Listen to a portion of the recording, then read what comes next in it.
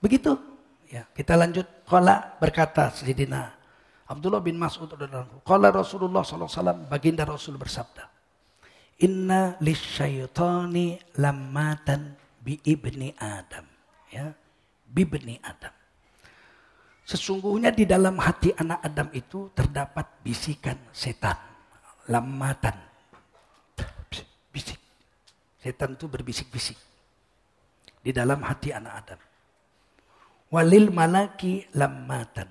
Dan di dalam hati anak Adam juga ada bisikan malaikat. Jadi ini di hati kita yang kecil itu. Hati kita itu cuma sebesar telur burung merpati. Bukan hati yang ini lever. Kalau itu alamul mulki wa syahadah. Kata Imam Ghazali. Hati yang bisa dilihat dengan mata. Kalau sakit diobat ke dokter. Namanya sakit lever. Hati yang dimaksud tuh yang ada di 2 jari di bawah susu kita ini. Puting susu ini. Itu namanya latifah robbaniyah, ruhaniyah. Hati sanubari yang halus, gak bisa dilihat dengan mata, terbuat dari nur yang diletakkan Allah di dalam dada manusia. Dan disitulah Allah letakkan akal, disitulah Allah letakkan iman, disitulah Allah letakkan nafsu. Jadi kalau nafsu bersekutu dengan akal, iman kalah, dia seperti binatang. Nafsunya menang dari akalnya binatang. Kalau akalnya menang dari nafsunya, dia jadi orang yang soleh, orang yang bertakwa. Akal bersekutu dengan iman, kalah nafsu, dia orang bertakwa. Tapi kalau nafsunya menang, akalnya ditekan. Imannya diterkem. Jangan Bapak pikir orang yang mencuri, korupsi itu tidak ngerti agama. Kalau tasrif, kafaru yakfuru kufra, aslama islaman, aslama yuslimu islaman. Apal. Apal. Ditangkap KPK juga.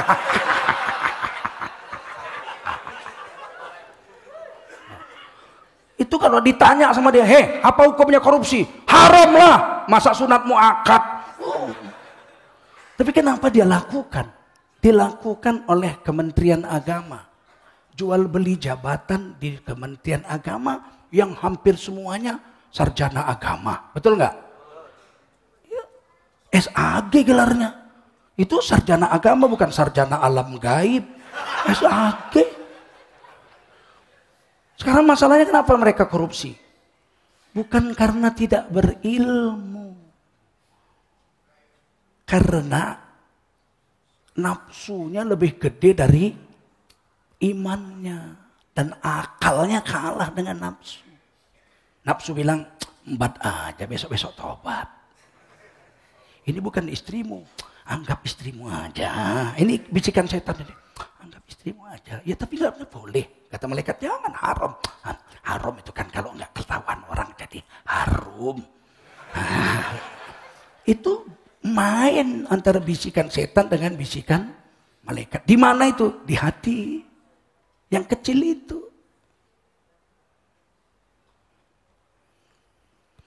Fa'amma lammatus syaitani fa'i'adun bisyarri wa takdzibun bil haqqi. Adalah bisikan setan itu mendorong kepada perbuatan syarr, perbuatan yang buruk, perbuatan yang jelek. Wa takdzibun bil haqqi, dan mendustakan kebenaran. Jangan nyolong, ini hukumnya suap nih, tuh dapat jabatan menyuap. Masuk hadisnya, orang dia ahli agama kok, ar-rashi wal murtasi finnar.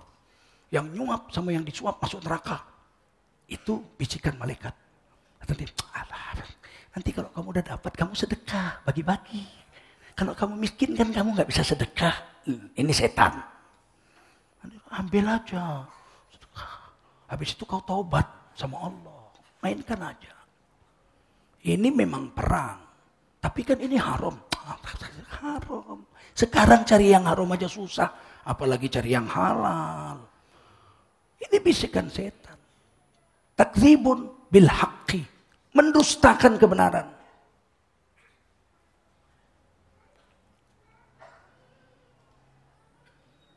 mengajak kepada perbuatan jahat. Wa ammal, adapun lamatul malak, bisikan malaikat, fa'iadun bil khairi, menyerukan untuk menjalankan kebenaran, wa tasdiqun bil haqqi, dan membenarkan yang hak. Yang hak itu al-haqqu min rabbik, yang hak itu hanya dari Allah. Selain dari Allah, ya bisa jadi benar, bisa jadi salah, tapi kebanyakan salah. Kalau bertentangan kemauan Allah dengan kemauan makhluk, mesti didulukan kemauan Allah, meskipun akal kita nggak nerima. Ya kalau kita nanti ini nggak terima duit ini kan kita jadi miskin. Kalau miskin gimana kita nanti hidup sengsara? Buang aja itu. Tidak ada orang sengsara karena miskin. Orang miskin masih bisa tidur nyenyak kok. Betul? Ada orang kaya di Medan punya bus.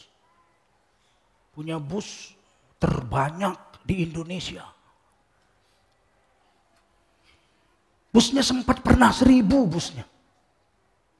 Kaya raya. Satu hari dia, bus-busnya itu masuk. Pagi subuh-subuh udah masuk tuh dari Jawa, dari Jambi, di mana-mana. Dia udah gak bisa tidur itu. Satu malaman gak bisa tidur.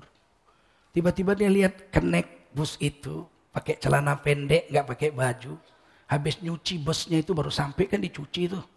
Habis dicuci kan tentu dia juga capek juga kan, 3 hari 2 hari dari Jawa.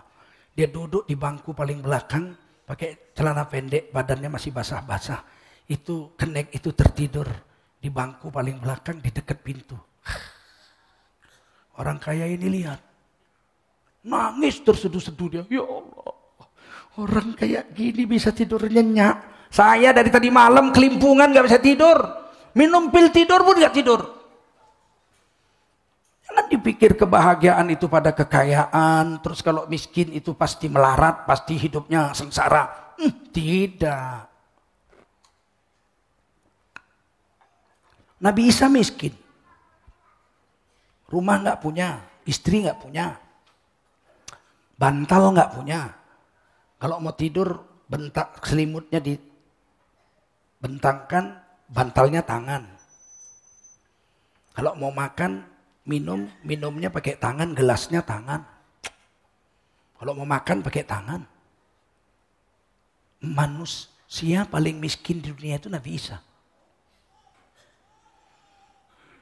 Nabi yang paling miskin di dunia itu Nabi Isa.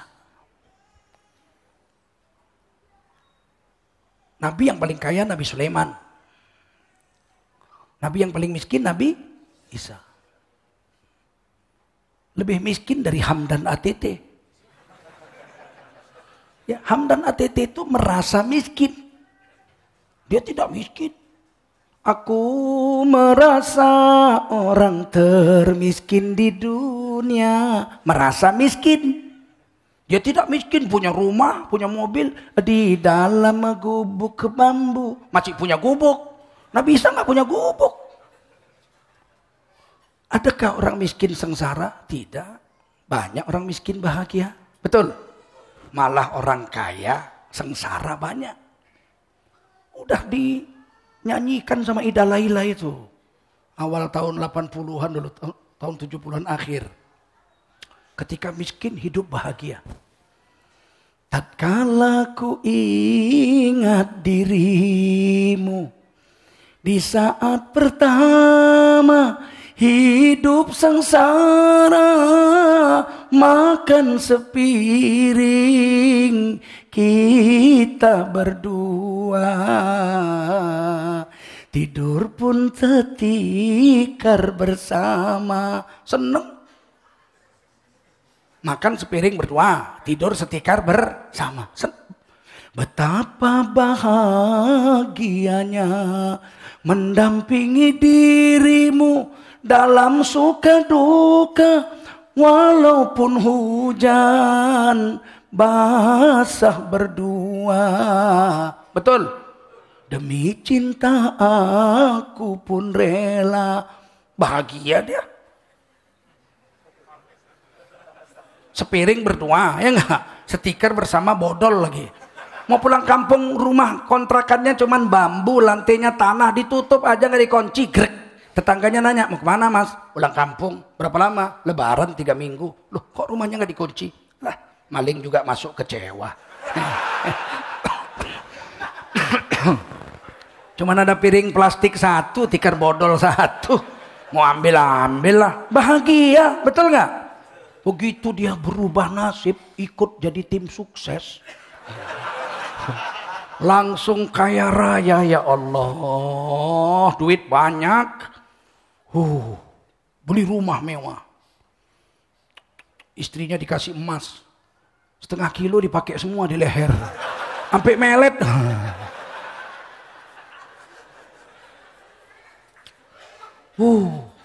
Dulu pergi kemana-mana pintu ditutup.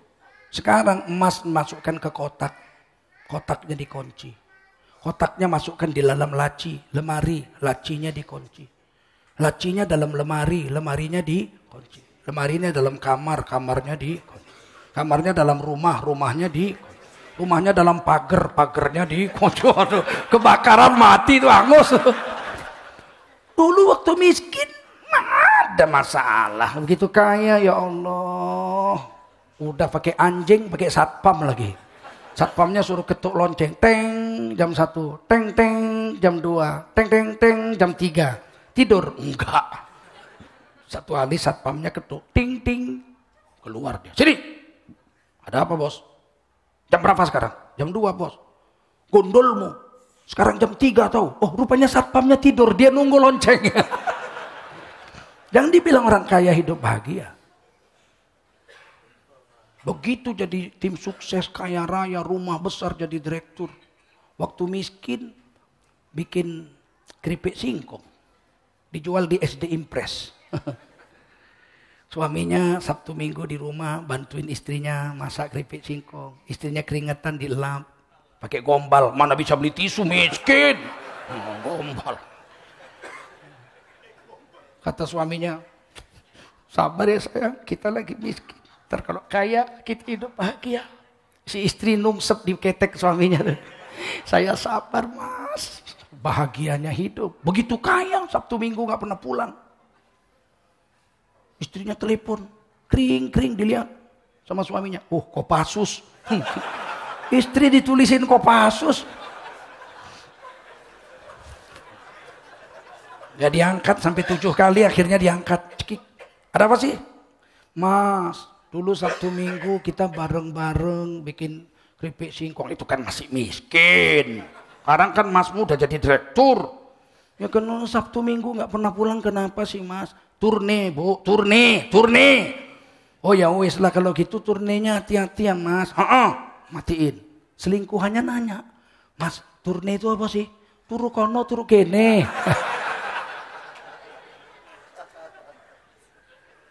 Apa?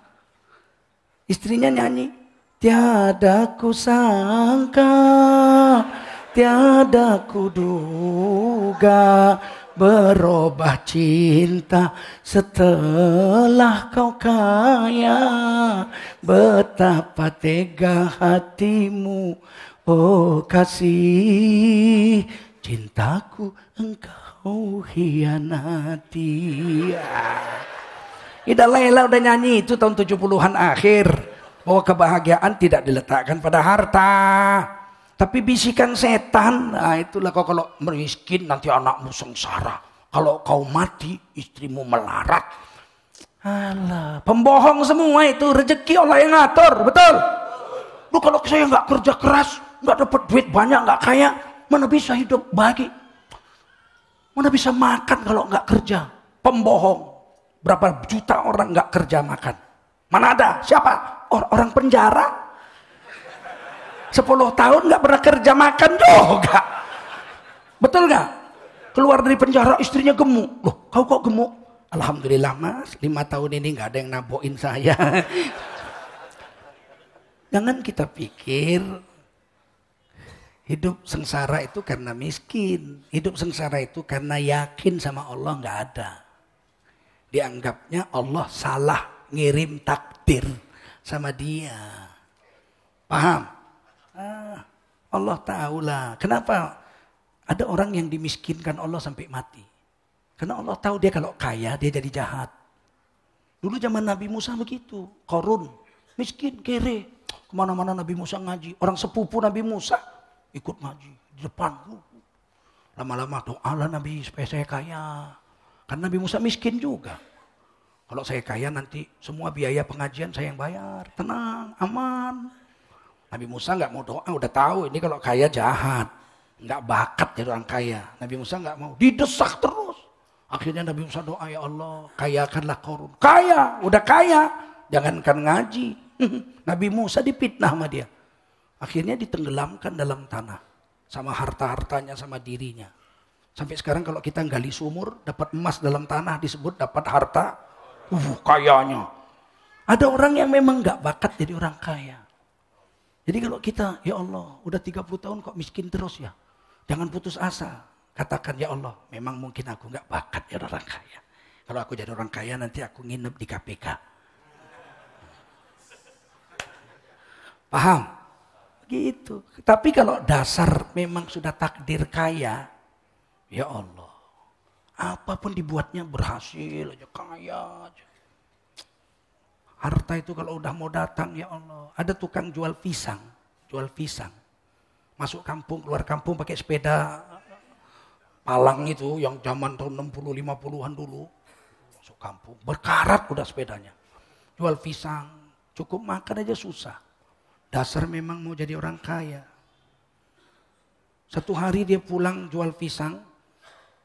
Cepet-cepet mau pulang ke rumah mau makan. Tiba-tiba ada mobil Mercy ngebut ditabrak. Pecah. Sepedanya patah 2 dia terbang. Patah kakinya. Bawa ke rumah sakit. Rupanya yang nabrak anak menteri. Malu ketahuan di koran. Langsung bapaknya datang. Udah Pak, Bapak damai aja Pak. Beres nanti insya Allah kita bereskan. Dia pun gak mau ribut-ribut, ya sudahlah. Saya damai gak apa-apa. Masuk rumah sakit, sebulan kemudian keluar. Ya Allah, punya mobil. Dibeliin mobil pickup. Kalau beli pisang ke kampung-kampung gak usah naik sepeda lagi Pak. Naik mobil. Dikasih rumah, aman. Dah. Ditanya, kok bisa kaya kamu? Ditabrak.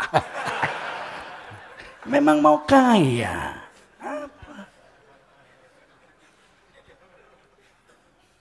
Faman wajada dzalika falyalam annahu minallahi falyahmadillah. Barang siapa yang terbisik di hatinya kebaikan dan disuruh mematuhi kebenaran, terus hendaklah dia mengatakan alhamdulillah. Ya Allah, alhamdulillah malaikat masih mau membisiki kebaikan kepada saya. Kata Imam Ghazali, di tubuh kita ini ada 70 malaikat. Setiap hari jaga kita. Berapa? 70. Malaikat yang jaga kita. Lain kiroman katibin lain. Malaikat yang jaga kita orang Islam 70. Kalau kita mau berbuat jahat 70 malaikat membisikin jangan. Sampai keringetan itu. Masih sampai keringetan. Jangankan manusia beriman. Kucing aja. Kucing tuh kalau nyolong tahu dia salah. Mana ada kucing nyolong ikan di atas meja santai. Ambil, pergi. Mesti kalau mau nyolong dia lihat dulu. Gak ada orang, kabur. Betul gak? Kucing aja tahu kalau nyolong itu salah. Masa ketua partai Islam gak tahu ya?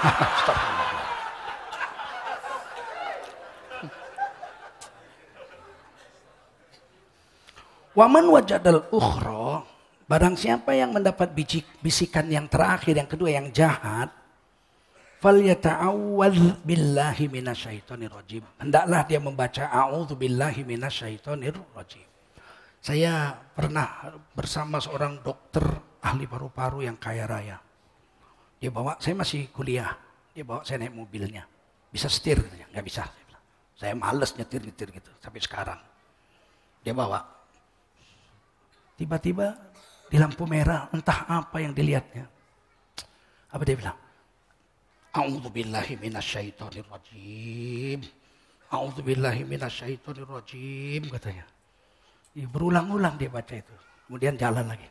Kenapa Pak Cik? Saya bilang, enggak apa-apa nak. Rupanya dia baca hadis ini. Ketika hatinya membisikkan sesuatu yang jahat, katakan a'udzubillahi minasyaitonirrajim. Setan itu kan kita nggak bisa lihat. Jangan mimpi mau perang lawan setan, pasti kalah kita. Oh dia nggak kelihatan, kita kelihatan sama dia. Satu-satunya jalan kata Imam Ghazali untuk mengalahkan setan adalah berlindung di bentengnya Allah Subhanahu wa ta'ala. Allah melihat setan. Allah bisa mengalahkan setan, kita nggak bisa. Jadi bagaimana kita bisa mengalahkan setan? Masuklah ke dalam bentengnya Allah. A'udzubillahi minasyaitonirrajim. Nah, selesai.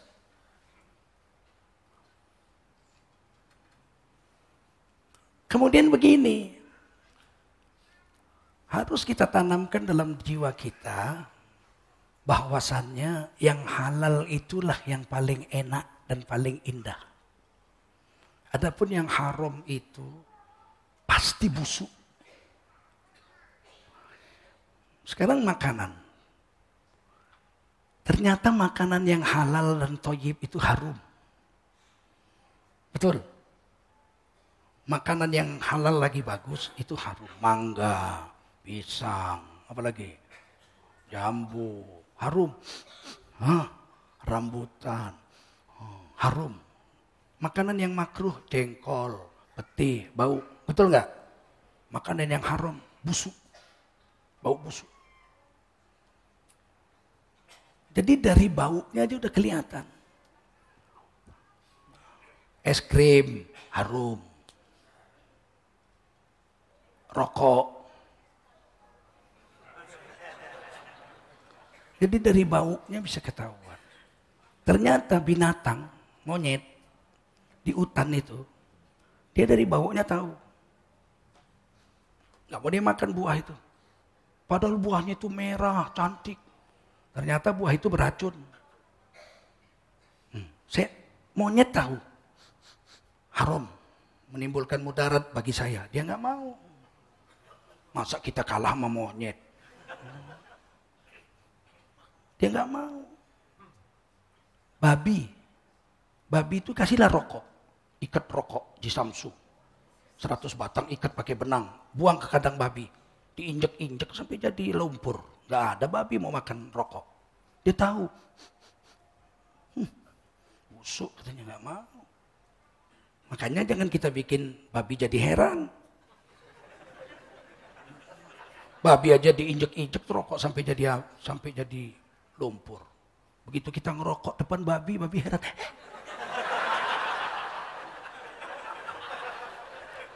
Dia bilang sama kawannya, kita aja gak mau ya. Dia mau. Lebih babi dia dari kita.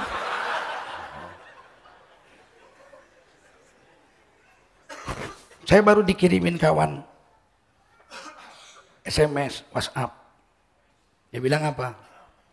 Ada Kiai NU merokok. Santrinya heran, Pak Kiai, apa? Muhammadiyah sudah mengeluarkan fatwa. Rokok itu haram. Kok NU belum? Kata kiainya apa? Sini, dekat, kamu baca nih. Rokok membunuhmu, bukan membunuh NU.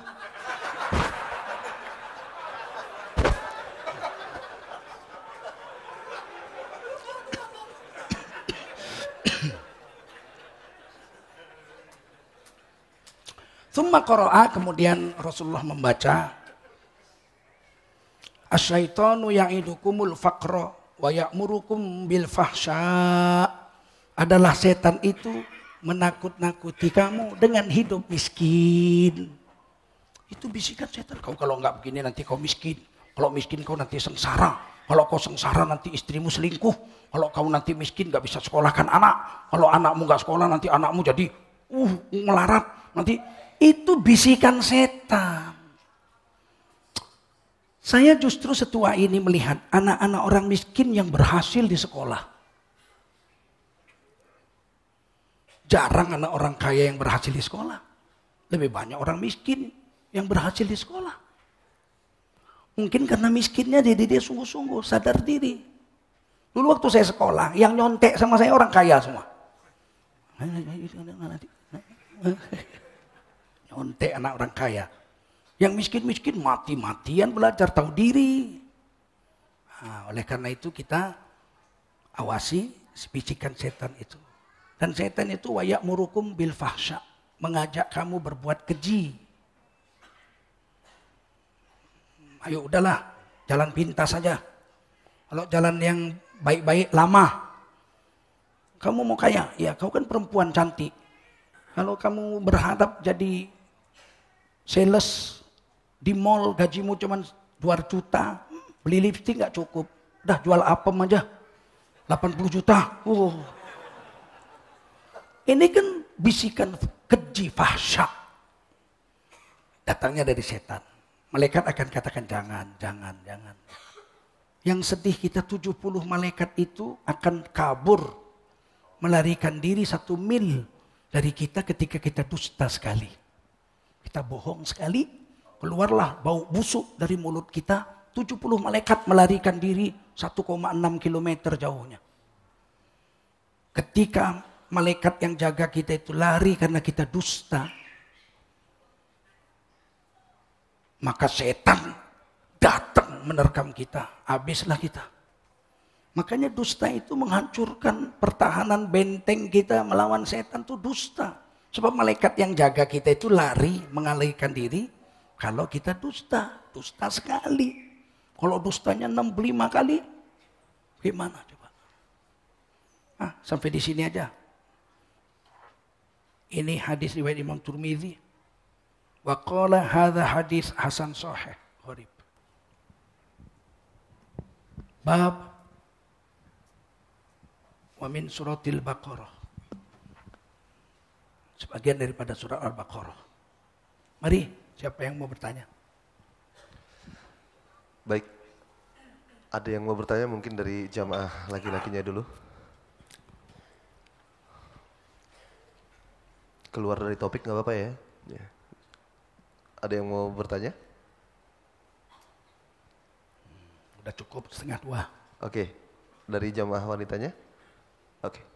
Halo. Ada yang bertanya? Oh, ada.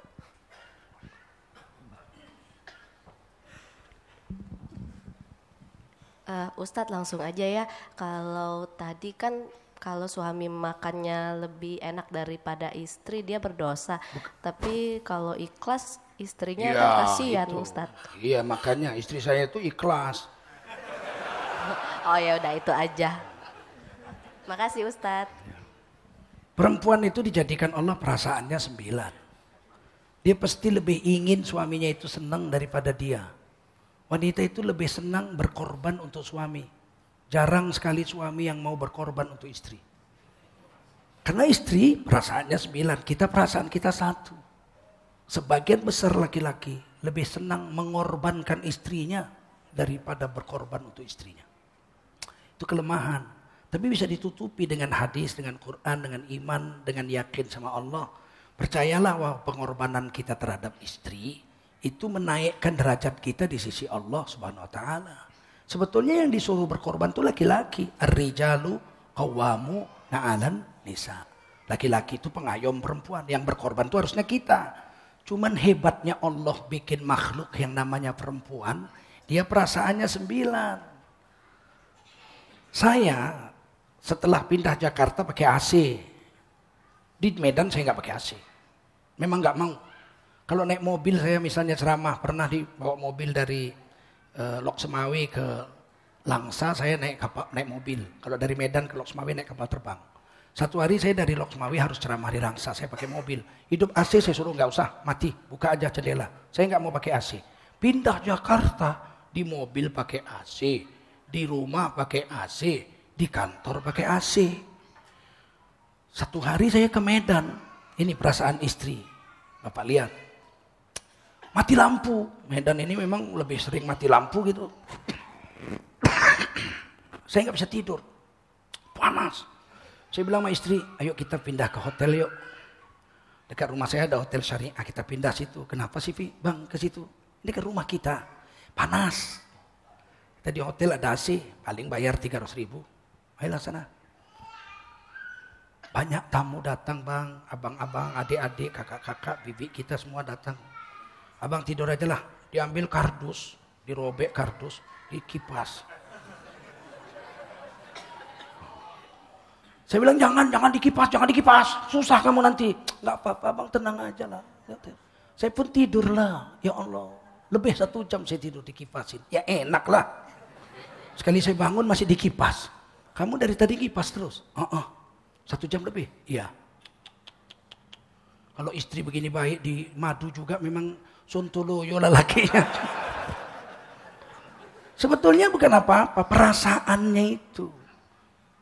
Kalau pergi ke hotel nginep 300.000 kan nyaman ya enggak?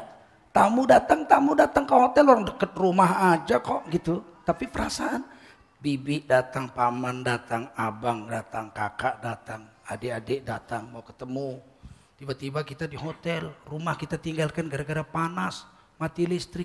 Kan gak sopan. Ah itu perempuan. Kalau saya laki-laki, apa urusannya? Yang penting kan saya tidur nyenyak.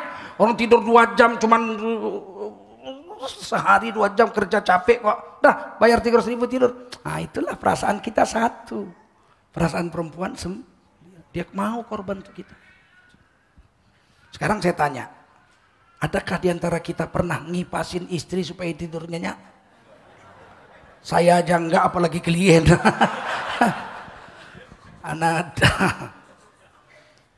Itulah hebatnya. Makanya kalau perempuan ikhlas suaminya, iya memang banyak perempuan begitu korban untuk suami.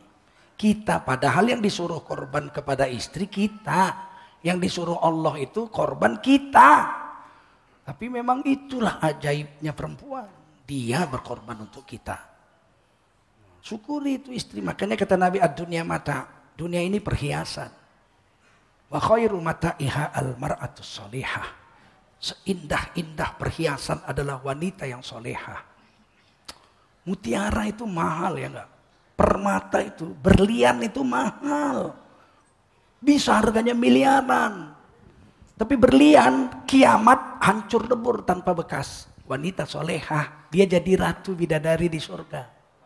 Maka wanita solehah lebih berharga dari berlian yang harganya miliaran itu. Gitu ya Bu? Ibu ikhlas kan suaminya makan enak? Ya. Mau dibodohin suami?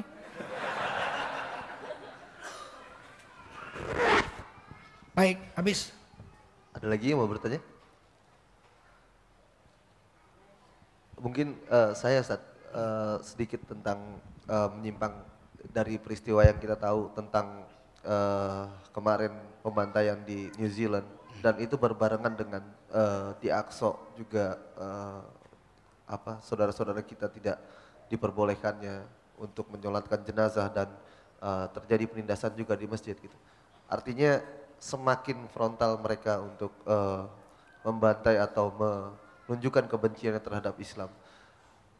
Ya, bagaimana ini Ustaz maksudnya? Ya, saya pernah seminar di Malaysia, seminar internasional dalam bahasa Inggris. Di ujung itu saya disuruh bicara. Saya bilang, dari seminar kita ini banyak mengatakan Islam itu teroris. Tapi setelah kita berdebat, bertukar pikiran, Anda yang hadir sudah menyadari bahwa Islam tidak teroris. Teroris itu ada di mana-mana, di agama apapun, oleh siapapun. Cuman saya mau beritahu pada Anda, saya bilang, orang Kristen Amerika membunuhi kami di Libya, di Irak. Orang Hindu membunuhi kami di Kashmir. Orang Buddha membunuhi kami di Burma. Orang ini membunuh kami di sini, orang itu membunuh kami, bilang begitu. Sementara kami dituduh terorisnya kami, radikalnya kami. Saya khawatir nanti orang Islam sampai pada satu titik, orang-orang yang pendidikannya rendah, yang emosinya besar, mereka akan katakan, Kristen membunuh kita, Katolik membunuh kita, Hindu membunuh kita, Buddha membunuh kita, Cina membunuh kita. Kalau begitu, kita bunuh semuanya. Bahaya kalau itu sudah terjadi. 1,8 miliar orang Islam kalau berpikiran Cina bunuh kita di Uighur, ya enggak?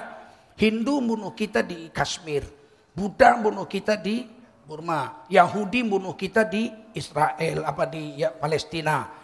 Amerika bunuh kita di Libya dengan di Irak. Ini, kalau begitu kita bunuh semua mereka. 1,8 miliar orang tidak terbendung. Tapi itu tidak dibolehkan dalam Islam. Tidak boleh.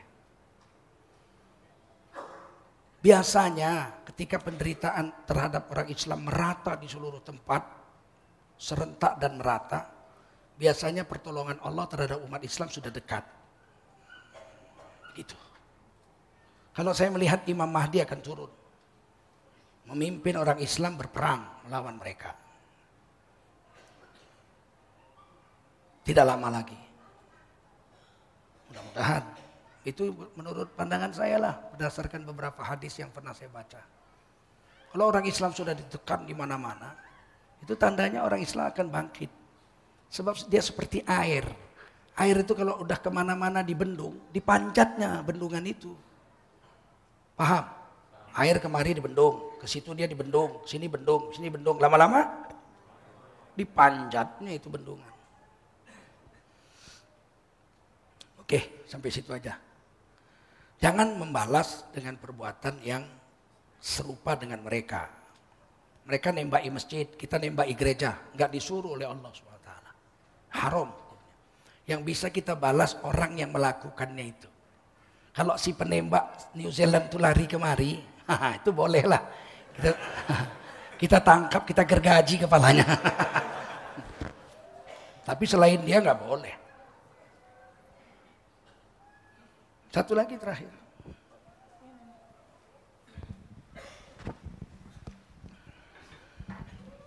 Assalamualaikum warahmatullahi wabarakatuh, Pak Ustadz. Saya pengen bertanya, kemarin kan belum lama ini ada berita di daerah Malang, di daerah Ponorogo itu yang mengenai kiamat sudah dekat itu. Menurut saya kenapa masyarakat di sana itu bisa percaya gitu aja, kemana ustadz-ustadz atau kiai-kiai yang di daerah sana gitu, kenapa ini bisa kecolongan gitu Pak? Di Indonesia ini 50% nggak tamat SD.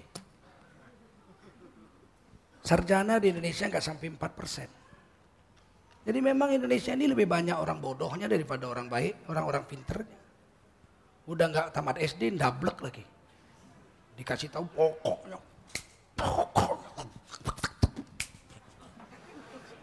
Payahlah. Mau kiamat mau datang dari Ponorogo pindah ke Malang, ya kiamat kena juga. Sedangkan dari Ponorogo pindah ke planet Mars, kalau kiamat kena juga. Emang kira-kira kiamat itu cuma Ponorogo aja? Karena suka main reok dikiamatkan gitu?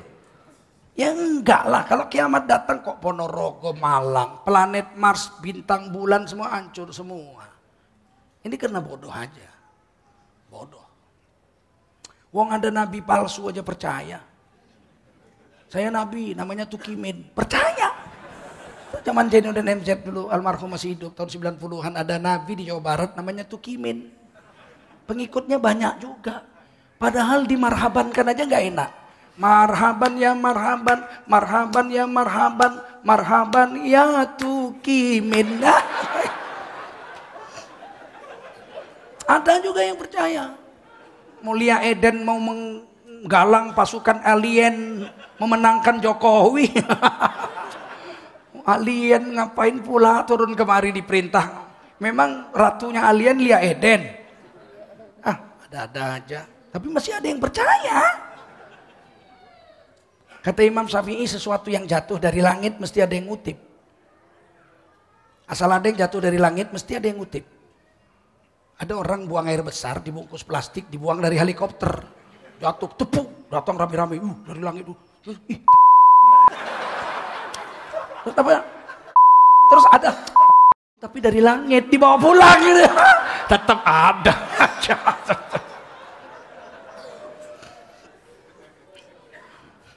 Mudah-mudahan kita terlindungi dari kebodohan-kebodohan seperti itu. Subhanallah bihamdihi, subhanakallahumma wa bihamdika, asyhadu an la ilaha illa anta astaghfiruka wa atubu ilaik. Rabbana zalamna anfusana wa illam taghfir lana wa tarhamna lanakunanna minal khasirin.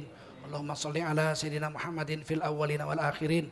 Allahumma ighfir lana dzunubana 'ammah wa liwalidina wa li jami'il muslimina wal muslimat wal mu'minina wal mu'minat hatta yaumal qiyamah. Fansurna 'alal qaumil kafirin, fansurna 'alal qaumil munafiqin, fansurna 'alal qaumil musyrikin. Irfa' darajatina minad dunya ilal akhirah ya Allah. Wakhtim lana bi husnil khatimah wa la takhtim alaina bisu'il khatimah. Rabbana atina fid dunya hasanah wa fil akhirati hasanatan wa qina adzaban nar. Wa sallallahu wasallam ala sayyidina Muhammadin nabiyil ummi wa ala alihi wa sahbihi ajma'in. Subhana rabbika rabbil izzati amma yasifun wa salamun alal mursalin walhamdulillahi rabbil alamin. Assalamualaikum warahmatullahi wabarakatuh. Waalaikumsalam warahmatullahi wabarakatuh. Terima kasih kepada Ayahanda Kiai Haji Tengku Zulkarnain.